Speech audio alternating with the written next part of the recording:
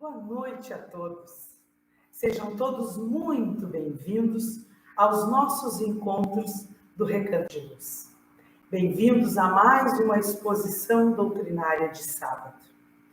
Que Deus Pai Todo-Poderoso abençoe todos os nossos lares, que Ele acalme o nosso coração e abra a nossa mente para que possamos absorver os bons ensinamentos que o Pai nos traz.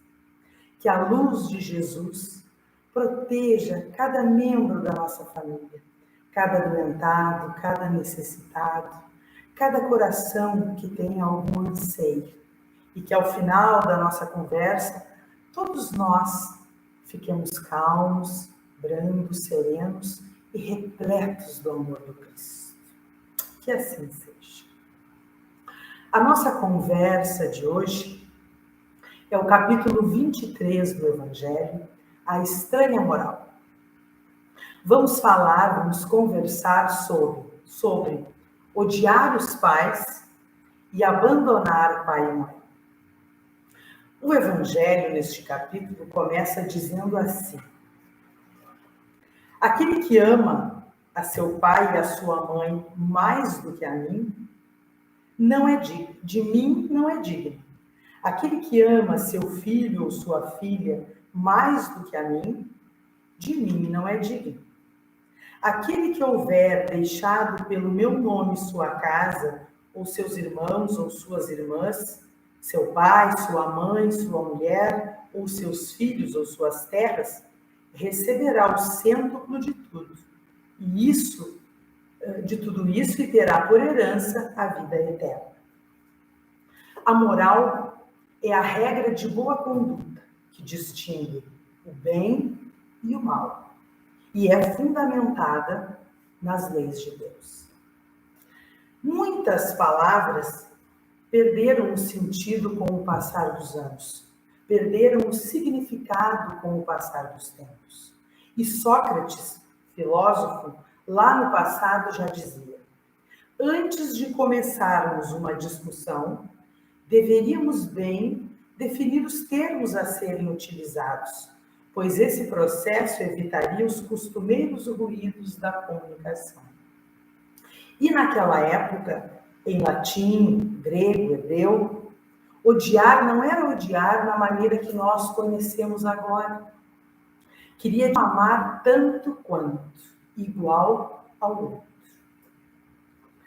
Sabemos que Jesus não nos deixou nada escrito. Não temos nada escrito pelas mãos dele. E muitas dessas palavras, odiar, aborrecer, abandonar, muitos desses termos não se atribuíam a ele. Voltando no tempo, antes da vinda do Cristo, historicamente vivíamos assim. Era o direito da força sobre a força do direito. Vivíamos numa escravidão política, social, religiosa, psicológica, econômica. A família era submetida a patriarcados severos, que muitas vezes escravizavam seus membros com as suas ordens, com as suas condutas. Muitas vezes esse patriarca era extremamente cruel. E naquela época também o paganismo, o culto a vários deuses entrava em decadência. Hoje, no nosso processo evolutivo, isso ainda existe, por uma herança cultural que ainda temos, como seres biológicos, sociais e psicológicos que somos. Por isso, Jesus precisou trazer a sua palavra, o seu amor, os seus ensinamentos e a sua doutrina. E essa é que é chamada a estranha moral. Por quê? Porque ela vem diferente de todas as tradições que estávamos acostumados a viver. Ela vem diferente de todas as convicções antigas, fechadas, preconceituosas que nós estávamos acostumados. Ele nos convida a usar os seus ensinamentos como recursos de superação de dificuldades, de superação de problemas, de não sabermos como agir, o que fazer, o que falar, como pesquisar se estamos em dúvida sobre alguma coisa. Mas, para que isso aconteça, para que consigamos seguir Jesus em sua estranha moral, é preciso que se estude profundamente os seus ensinamentos, para que não se aconteça nenhum engano assim. Que a gente use o odiar no sentido da palavra, no sentido que conhecemos hoje.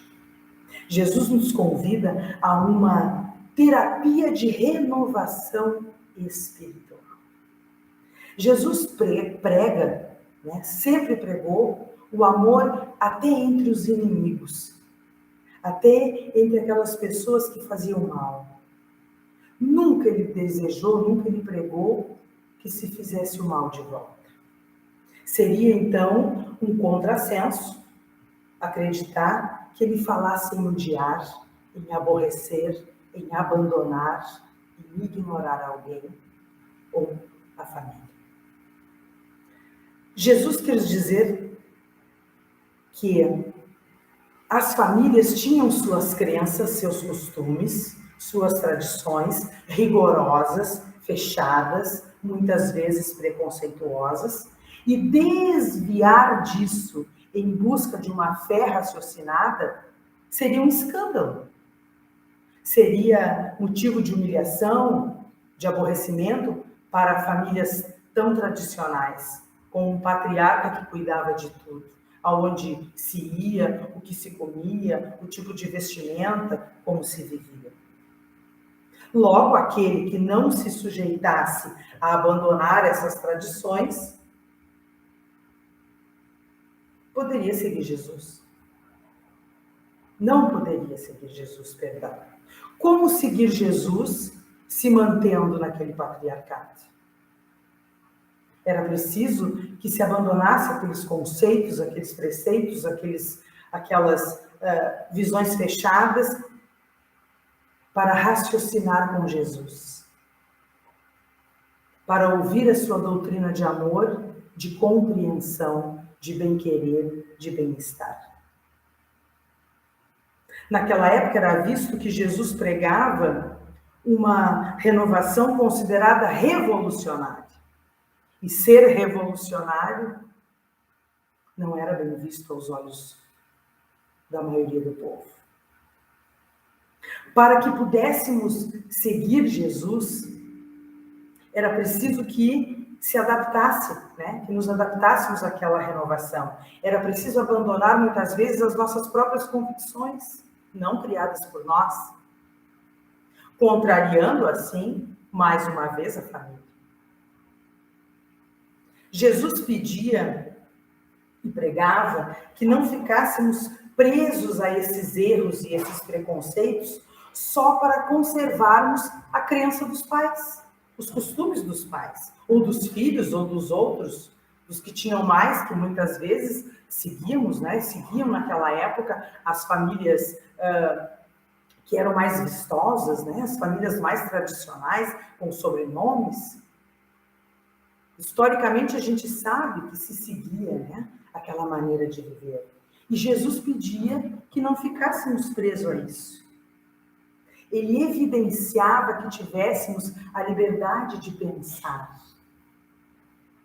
agir dentro da opção de cada um de nós, dentro dos nossos anseios, que pesquisássemos e procurássemos as coisas que nós tínhamos curiosidade, que fossem acalentar o nosso coração.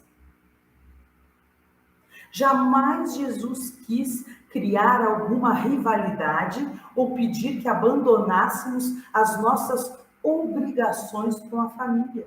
Seria de tamanha insensatez pensar alguma coisa assim, deste tipo, vindo de um ser comum. Ele nos convidava a partir, como já dissemos, para uma doutrina renovada. Ainda hoje, mesmo contrariando as opiniões da família, muitos que se dizem espíritas o fazem em segredo, para não mexer com aquela crença fechada e cultural que a família tem. Ou muitos ainda dizem: eu nasci nesta religião que a minha família tem há muitos anos, não sou eu a quebrar esta regra. Mas lá dentro, a vontade da mudança, a vontade de querer saber mais, a vontade de, muitas vezes, ir de frente com aquele ensinamento fechado, está latente no nosso peito. Mas nós ainda não queremos quebrar essa regra. Família, para seguir o cristianismo. Mas ele sugere que estudemos profundamente os seus ensinamentos, profundamente as suas parábolas, que, como já disse a nossa amiga Elci, doce voz de veludo, ele falava por parábolas para que em qualquer época da humanidade ele fosse compreendido. E ainda é e vai ser preciso que se estude muito para compreender. Para que depois, mais esclarecidos, nós consigamos colocar em prática esses ensinamentos dele, da maneira correta. Porque todos nós sabemos que em uma frase, uma vírgula ou um ponto pode acabar com toda uma luta, com toda uma crença, com toda uma credibilidade, com toda ação, reação. Para vivermos melhor com os nossos familiares e o mundo que nos cerca, é preciso que se estude profundamente os ensinamentos do Pai. Pois somente compreendendo bem o amor, a caridade e a compreensão que ele nos ensinou, nos ensina até hoje, é que nós conseguiremos seguir em frente na nossa jornada evolutiva. Só assim nós vamos compreender claramente a compreensão, o perdão, a aceitação, para continuarmos nessa jornada da vida e vivermos em paz, no reino de amor que Jesus diz que um dia será absoluto. Daqui, claro, há muitas e muitas encarnações, mas esse reino vem e é preciso que estejamos estudados, esclarecidos de suas palavras, no seu teor verdadeiro, para que consigamos caminhar com ele. Porque todos nós queremos, não é verdade, um mundo melhor. Ao encerrarmos esta exposição curta, no entanto, eu peço a liberdade de inserir nela um novo tema, não menos importante e também ligado a tudo isso que falamos. Como evangelizadora que sou, não podemos deixar passar em branco o 12 de outubro próximo. Claro que muitos de nós sabem, é Nossa Senhora, Mãe de Jesus, Nossa Senhora Aparecida, mas Nossa Senhora zelou pelo seu filho até os últimos dias de sua vida. Ela cuidou daquele filho mesmo, ele na espiritualidade, ela zelou pelo seu nome, pelas suas palavras, pela sua moral, pela sua credibilidade. E dia 12 é o dia das crianças. O dia das crianças pequenas e das crianças um pouco maiores. E hoje, escutando o 11º Congresso Espírita do Rio Grande do Sul, eu ouvi a seguinte pergunta: que mundo você espera para o futuro? Que mundo você quer deixar para o futuro? Para o futuro dos seus? Nós, pais, pensamos no futuro dos nossos filhos. Pensamos que vamos adquirir casa, uma vida plena, confortável, dar estudo, as roupas, para que no futuro ele se forme e seja alguém na vida e não passe trabalho. Não é verdade? Para que o nosso filho, os nossos filhos, tenham um futuro promissor. Qual pai não trabalha para que seu filho ou seus filhos tenham um futuro promissor? Mas estamos deixando para trás há muito tempo uma questão fundamental para esse futuro promissor. A criação, a consolidação do caráter e da moral dos nossos filhos. E quem vai criar? Quem vai consolidar esse mundo melhor que queremos? São as crianças, o futuro da nação, este velho bordão? Não, não são. Somos nós. O futuro promissor dos nossos filhos, o futuro promissor do nosso mundo está em nossas mãos. Nós somos o futuro do mundo antes dos nossos pequenos. E como? Evangelização. Tarefa prioritária. A tarefa mais importante de uma casa espírita. Porque um dia nós vamos deixar as nossas sementes. E quem vai cuidar de tudo isso? Assim como nós estudamos para evoluir, né? Nós estudamos para ficarmos melhores, que proporcionemos esse estudo e esse melhoramento o quanto antes para os nossos pequenos. Quantos problemas poderemos evitar?